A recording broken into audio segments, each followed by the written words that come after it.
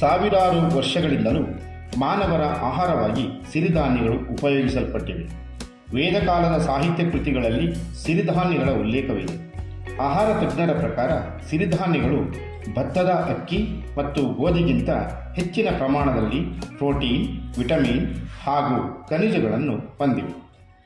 ಅಧಿಕ ಪೋಷಕಾಂಶಗಳುಳ್ಳ ಈ ಸಿರಿಧಾನ್ಯಗಳು ಶತಶತಮಾನಗಳಿಂದ ನಮ್ಮ ದಿನಬಳಕೆಯ ಆಹಾರವಾಗಿವೆ. ಸಿರಿಧಾನ್ಯಗಳು ನಾರಿನಾಂಶಗಳ ಅತ್ಯುತ್ತಮ ಮೂಲಗಳಾಗಿವೆ.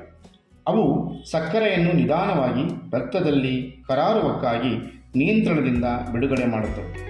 ಆಧುನಿಕ ಆಹಾರ ಪದ್ಧತಿಯ ಬಹುದೊಡ್ಡ ಅಡ್ಡಿಯೆಂದರೆ ನಾರಿನಾಂಶದ ಕೊರತೆ.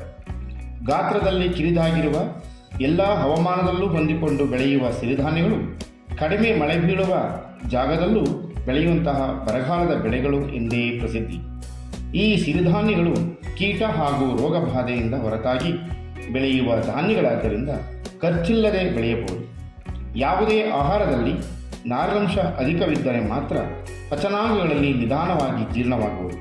ಈ ಸಿರಿಧಾನ್ಯಗಳು ಬೇರೆ ಧಾನ್ಯಗಳಿಗಿಂತ ಅಧಿಕ ನಾರಿನಾಂಶದಿಂದ ಕೂಡಿದ್ದು ರೋಗಗಳನ್ನು ತಡೆಗಟ್ಟುವ ವಿಶೇಷ ಗುಣ ಪಡೆದಿವೆ.